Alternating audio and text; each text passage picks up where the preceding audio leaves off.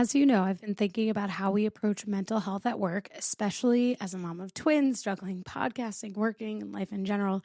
And recently, I know I've shared this with you, I hit a wall balancing all of it. And it's really helped me to think about mental wealth. And this shift in mindset really got me to explore some new tools to support my mental wealth. And Magic Mind, as you know, I've been working with them, and they reached out recently and asked me to drink the mental performance shot for 7 days straight to experience the benefits. And that was easy to say yes to because I drink it every day. But let me tell you that I think I've shared this before. It has totally changed my morning routines. I mean, I literally reach for the mental performance shot before I even get my first cup of coffee made. It's not only something that I've found has provided me with the ability to feel really alert and focused, but because it has a little bit of caffeine, less caffeine than coffee, fine, it really gives me like a boost to start my day before I've kind of started my day. And what I love too about it is that it's 1,000% safe, and it's vegan, and it's also kosher certified, and so all of that means a lot to me. But plus, it's not a quick fix. I really like this idea that instead of relying on quick fixes, Magic Mind believes that mental performance is tackled in the long term. And if you've listened to me for the last 4 years, you know that this is something that I think is really important. And their caffeine that they do have is time release. So rather than it, um, you know, kind of giving you that immediate boost that some like energy drinks might do for you, it's not like that. It's not this charge up type of drink or supplement. It's an enhancement for a brilliant today, as they put it, and an even better tomorrow, which I love. So if you're like me and you want to invest in your mental wealth, Magic Mind is offering a 48% off discount on your first subscription, or 20% off a one-time purchase with code HUMANHR20 at checkout. All you have to do is go to magicmind.com/humanhr and use code HUMANHR20. That's magicmind.com/humanhr with code HUMANHR20 for 48% off your first subscription or 20% off your one-time purchases. Get to your mental wealth today, folks. I know I'm into it. Welcome to the Bringing the Human Back to Human Resources podcast. I'm Traci Chernoff, and I've spent my entire professional career in HR.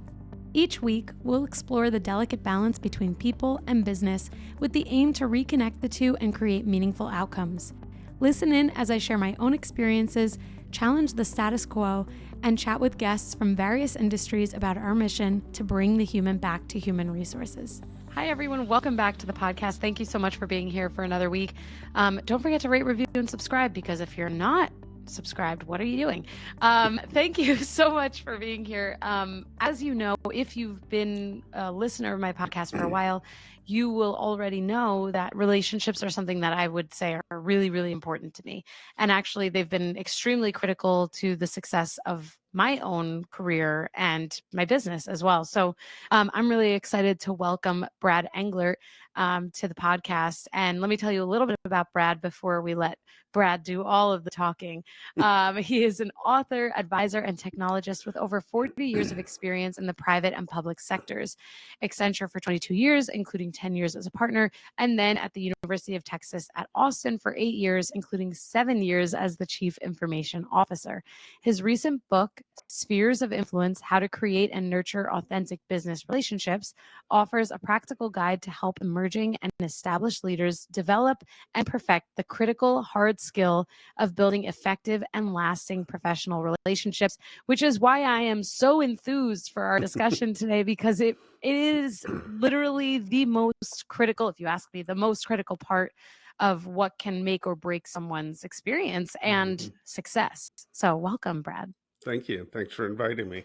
Oh my gosh, of course. And the listeners won't know this, but we have tried a few times already to record, but between like basically an Arctic blast in the south and various challenges on my end, we are finally getting to record, which is really nice. Sometimes the long-awaited recording makes it all the more fun.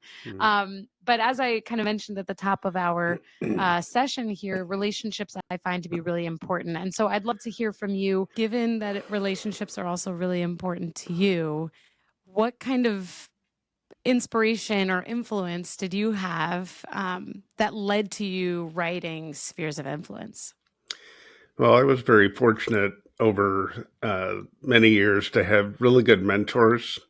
And at the firm, from day one, they taught you that the people you're working with, your clients, your peers, someday may be your boss, maybe hiring you to do something, and or maybe peers. And the person who started with me 40 years ago became the chief information officer of a large state agency the same year I became the chief information officer at the university. Mm.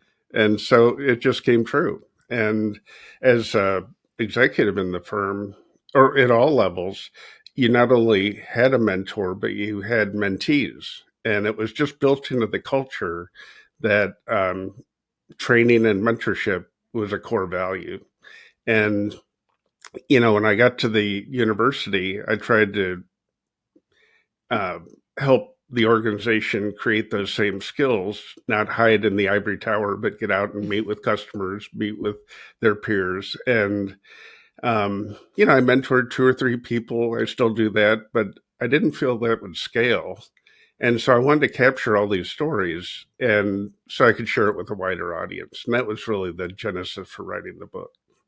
That's amazing.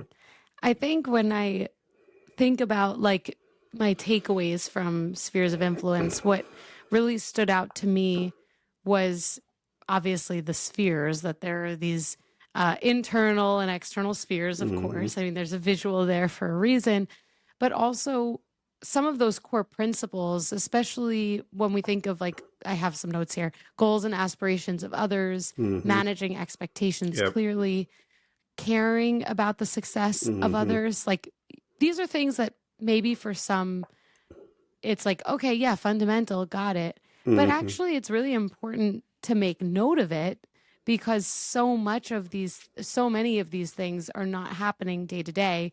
And I'm curious, were these core principles that, were certainly felt throughout the book, were they something that you learned through your own experiences, or were they things that you felt you lacked from leaders or lacked from peers, or was it just kind of, going through the motions of your experiences and your takeaways?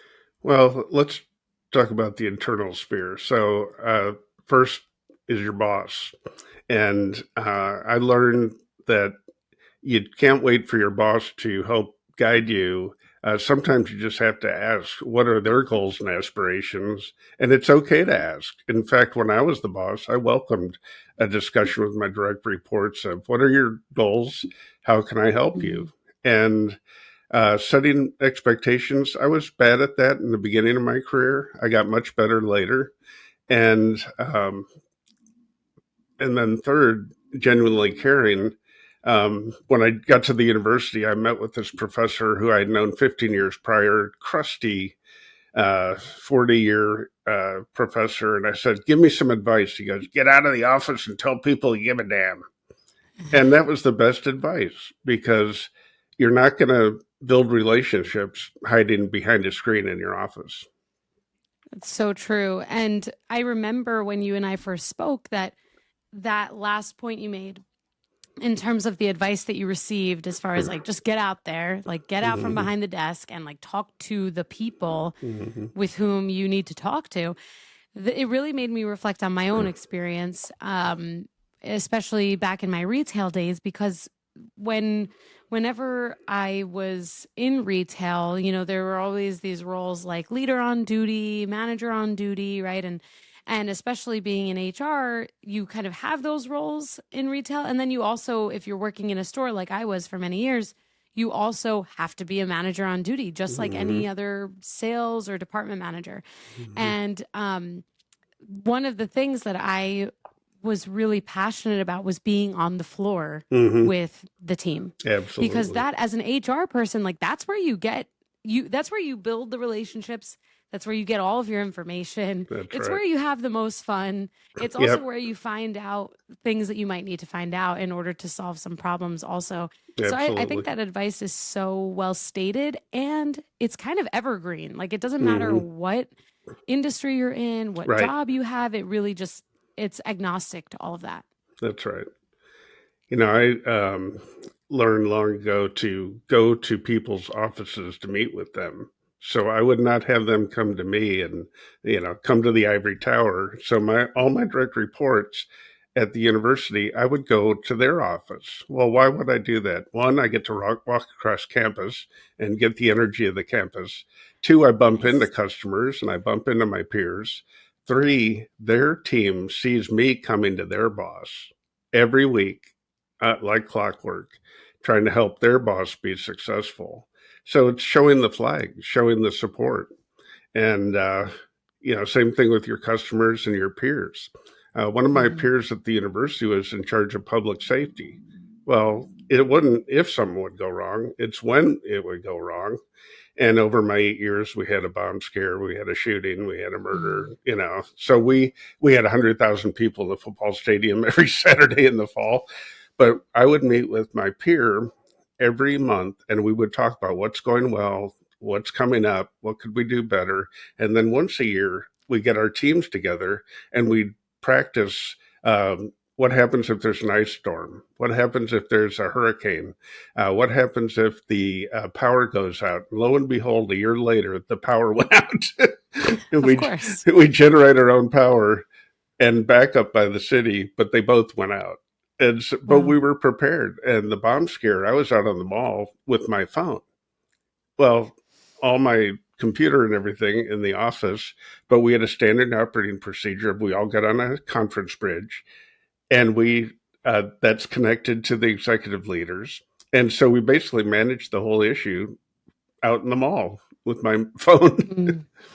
Oh my gosh. It's like a poem for 2025 almost. It's like, everything is done by the phone. Everything that we have the capability of doing is in our hands. I mean, it's amazing. Obviously we don't ever want to deal with things like that, but my takeaway from your story is that preparation is not only Mm-hmm. key, but actually to be frank, my first reaction was like, man, Brad's probably an amazing peer. Like that was actually what was going through my head when you were saying that, because, there are times where we work with folks who aren't so collaborative or aren't, Mm-hmm. really focused on just working as a team and working together and getting, moving the needle together. And Right. it's the coworkers or the peers who do that and who care about that or care about the success of others, Mm-hmm. who are like the best people to work with. I'm sure Well, everyone is thinking about someone or just really wishing that they could work with you. One or the other or both.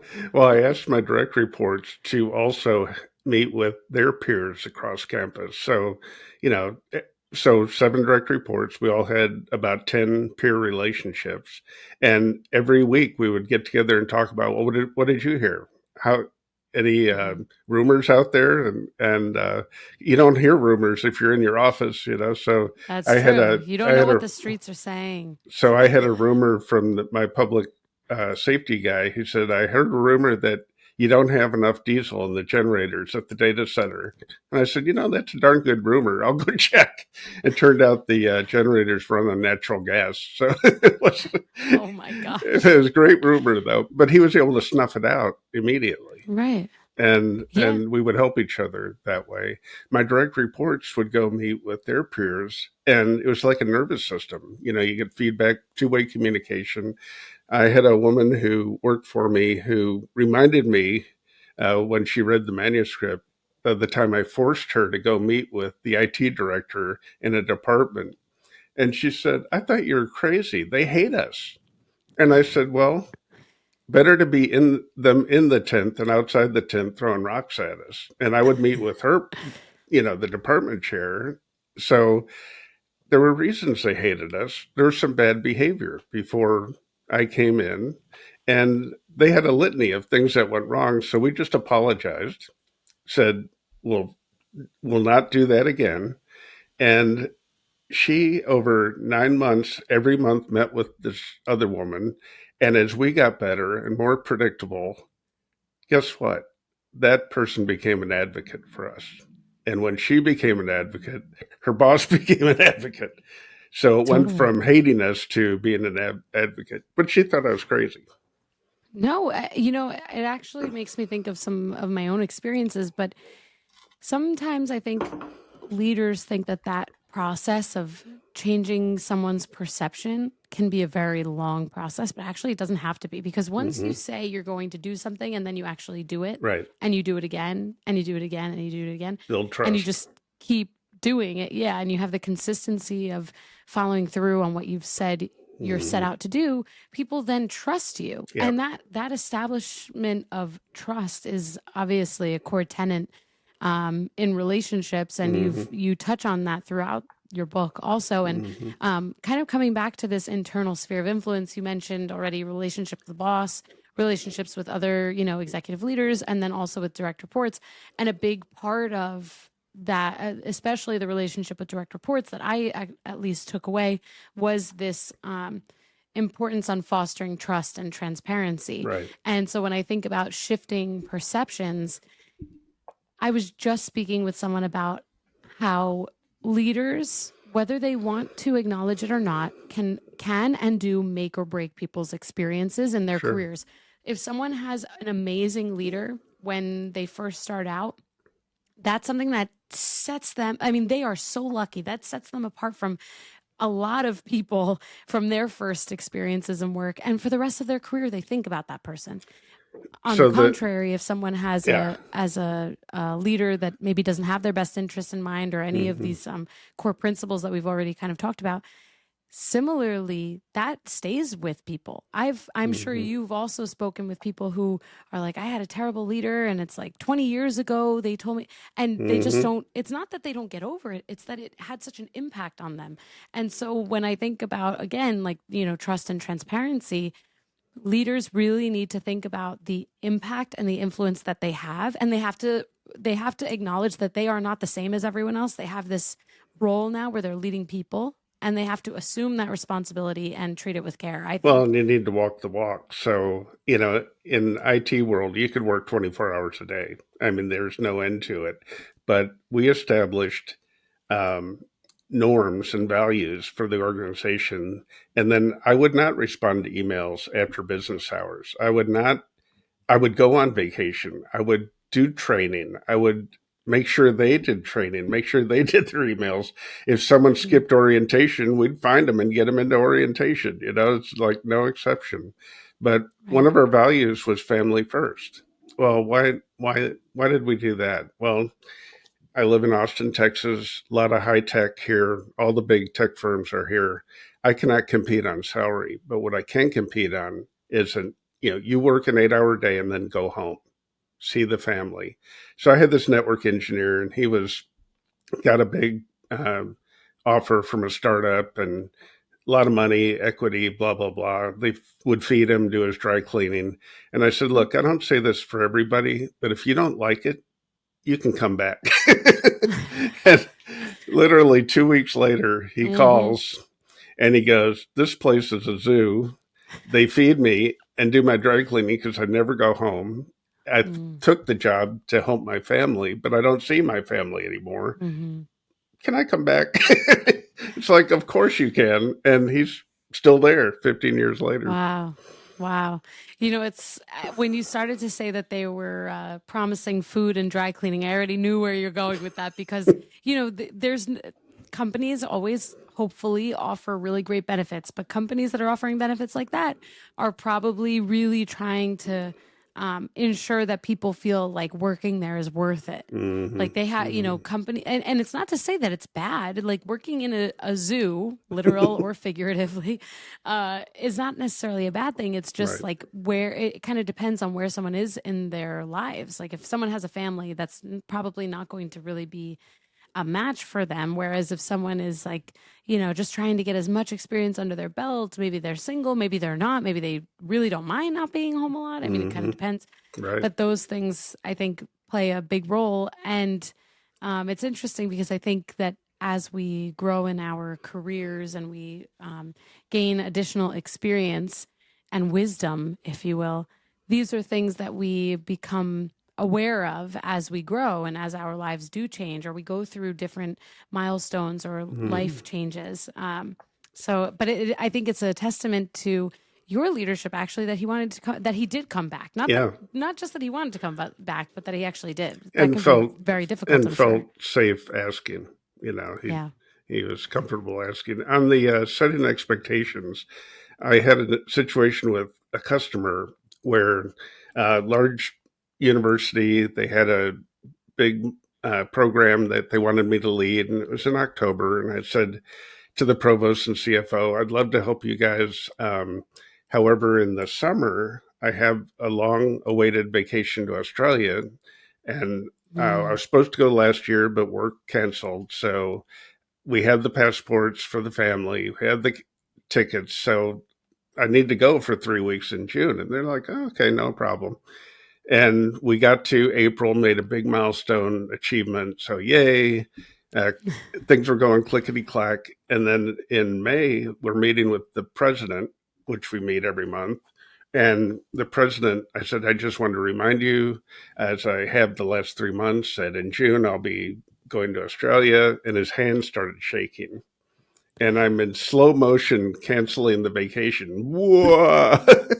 And the CFO and provost said, Brad, wait a minute. Hold on. Mr. President, when Brad joined us in October, we agreed that we would let him go on this vacation. Diane's in charge when he's gone. He says this is a good time to go. We should uphold our commitment.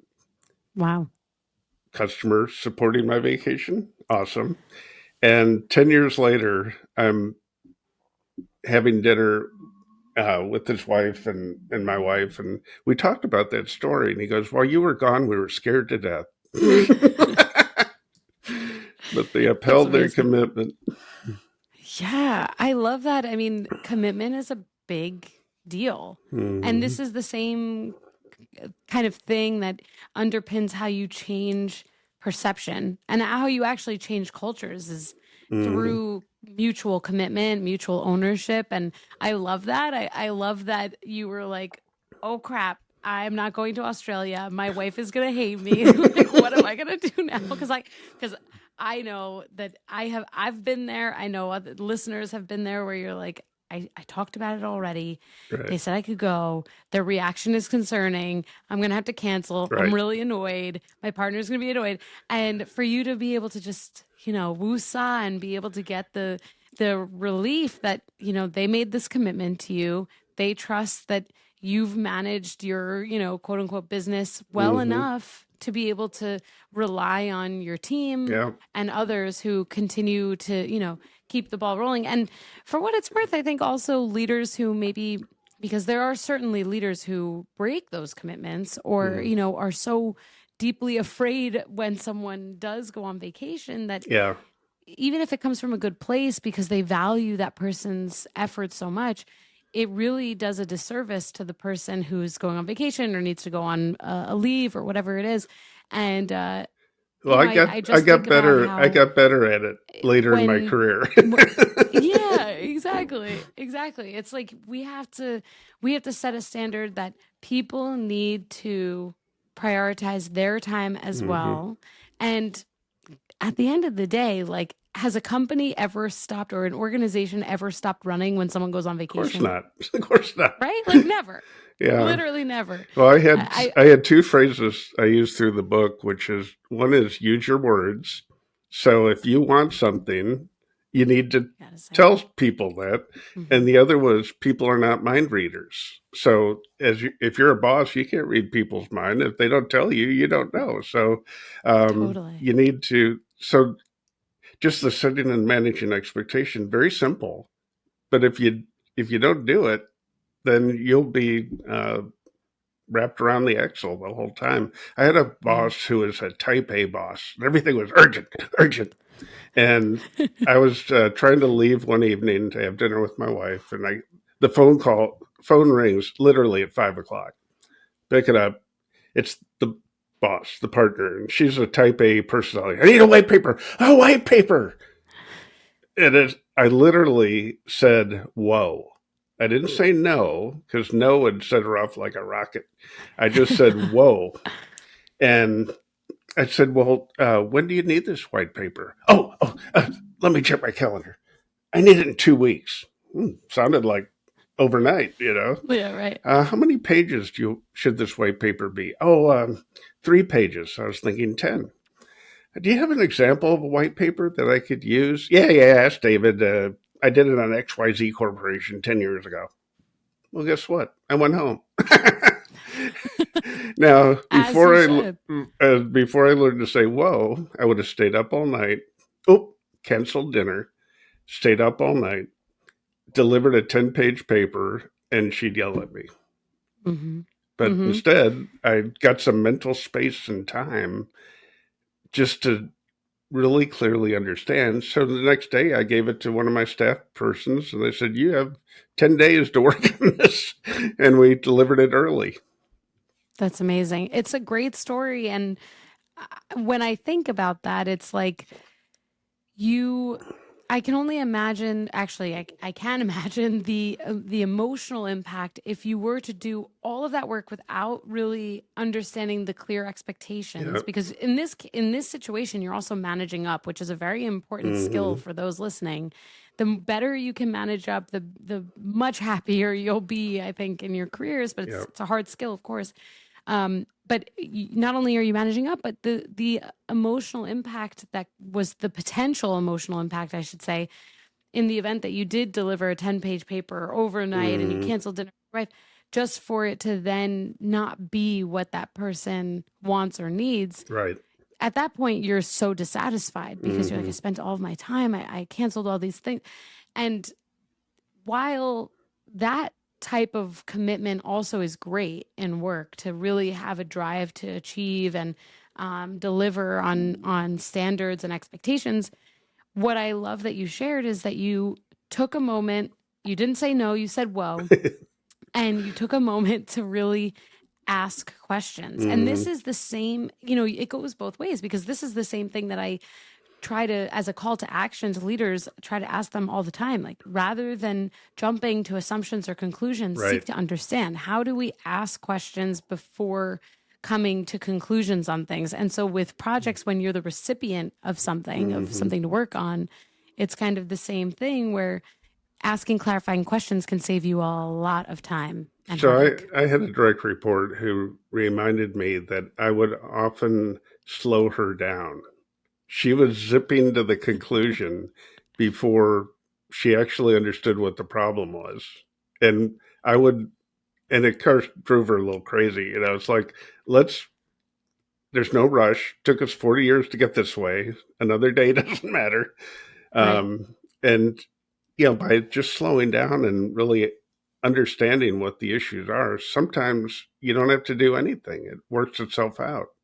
Mm-hmm. But she said she appreciated that I pulled her back from just running straight into the fire. Right. I was going to say, it sounds like me. Was I your direct report that you were talking to? Because my boss recently, we talked about how fast I move. And Mm-hmm. so this is something, like, even when I was reading, the spheres of influence, I was really learning a lot about myself. And even Mm-hmm. as I've just talked about before, that, asking questions before jumping to conclusions, Right. even with the best intentions, like someone like me who is type A and very Mm-hmm. fast in momentum and movement and getting things done, it's like, when you ask questions, you can still move fast, but you can move fast in a much more effective Right. and much more accurate You way. don't want to be an unguided missile. No, that's definitely true So in I had so a many I ways. had Um, a guy who and he yeah, go shared ahead. a story with me. He goes, I was working for this company, and all of a sudden, my boss started kind of boxing me out of meetings and not listening to me. And, after about 3 weeks, I got some time on the calendar and I said, "Did I do something wrong?" And Mm, the boss just looked up and said, "Oh, I have trouble at home. I didn't realize it was affecting me." wow. And he said, "Did I do the right thing?" I said, "Yes, you had the courage to ask. You didn't Yeah. quit. You didn't suffer. You know, you had the Yeah. courage to actually ask." And he said it improved dramatically right after that. I'm sure. I'm sure. And for that manager too, it like creates a bit of a safe space for them.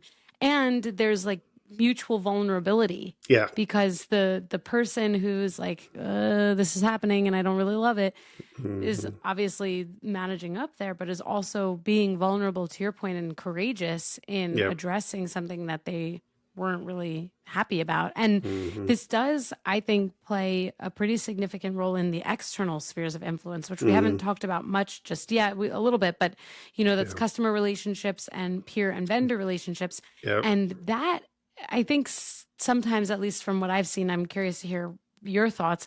Sometimes I think that those relationships are harder in some ways because you don't necessarily feel that you can create space. Maybe it's a little bit harder to be courageous because you're afraid of the professional pressure, maybe, if Hmm. especially in a maybe a sales environment where a customer's satisfaction actually has a huge financial influence, and Hmm. that is the case in probably any industry. But what are your thoughts on that and how people can prioritize their customers' needs and Mm. deliver on those expectations while also maintaining their values and their, courageousness in their own right?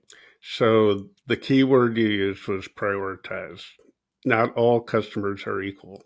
And you need to step back periodically and say, who are my best customers and how can I help them be more successful? Accenture, 80 to 90% of the customers are repeat customers. Well, why is that? Because they were successful in the past and they want to be successful. But I had some customers who didn't really want a partnership and they had kind of let's extract stuff from the vendor. In fact, it was like a kabuki theater. Every week, she would ask me for free stuff, and I said, "Stop asking me for free stuff. I don't do free stuff. I'd be happy to do a change order." and at the end, because her management wanted her to do that. I mean, she didn't really Mm. want to do it, but management said, "Go get free stuff out of our vendors." And at the end of the project, I said, "I'm never working for you again." And she goes, "I don't blame you." She's like, I wouldn't either. uh, and we had a good laugh over that. And then I had on the vendor side, not all your vendors are equal. We spent tens of millions of dollars at the university. Well, who are your most important vendors? Just look at where you're spending and then build those relationships. So, Mm. network, computer, learning management system. So, in a university, you rely on a learning management system.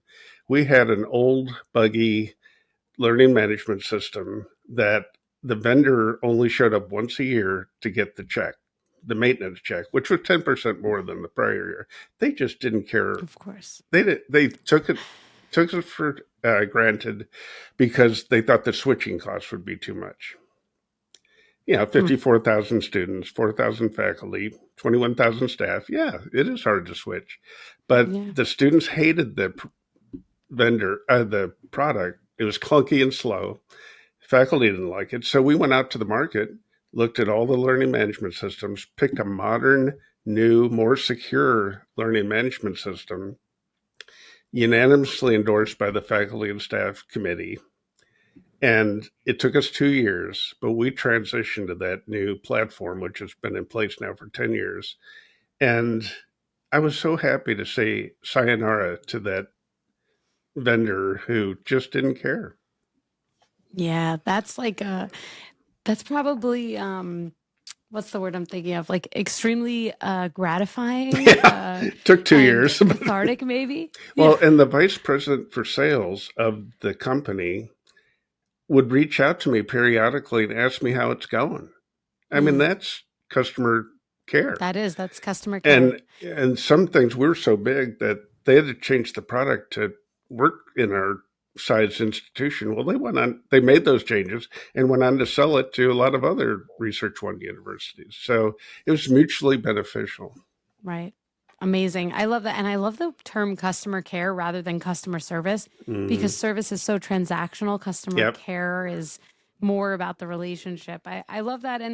And you're right about the prioritizing. And when I think about like HR leaders. We often, at least I am familiar with this phrasing, we talk about internal and external customer. Yep. So the internal customer are all of the employees, and the external customer are the people or customers who our internal customers are affecting or impacting or working with. Yep. And when I think about our role as HR leaders, or really any business leader for that matter, I do think that there is a customer care initiative there. Like if we are not answering someone's questions in a timely manner, or we're not approachable, or we're not really solving problems or interested in solving problems, or just all of those stigmas that we hear about HR leaders, if we're doing any of that stuff, we're not really fulfilling the needs of our internal customer.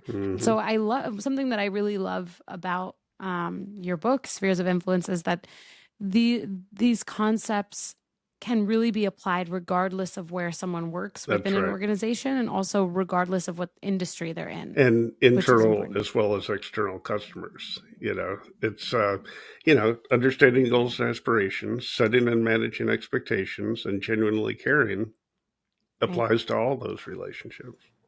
Absolutely. And with that, I have taken up a significant amount of your time. And I think that you and I both could probably talk about relationships and the importance of these really strong, trusting, and mutually supportive relationships probably for another 40 minutes. But in the interest of time, I would love for you to maybe share with the listeners where they can connect with you, where they can read Spheres of Influence, and where they can maybe learn more about how they can influence their own environments and their own experiences. I'm going to send you a customized link that will, when they click on it, will take them to a free sample of the book. It will also have a second tab to find how to buy the book. There's ebook, audiobook. And then third, how to schedule time on my calendar. So I will send that right after this. Amazing. And we'll make sure that that link, is in the show notes so that everyone can very easily just click and not have to worry about a thing. We make it nice and simple over here. But Brad, thank you so much. And thank you for writing a book that I think really does a very good job talking about the impact and the necessity of having these types of relationships and the focus on these types of relationships. So thank you so much. Oh, you're welcome. Hey, just before you go, don't forget to subscribe to this show so that you are the first to hear when an episode drops each week. And maybe leave a 5-star review and a comment about how much you loved this episode. Plus, if you have someone in mind who would really enjoy this episode, make sure you share it with them. Thank you so much for tuning in, and I will see you next week.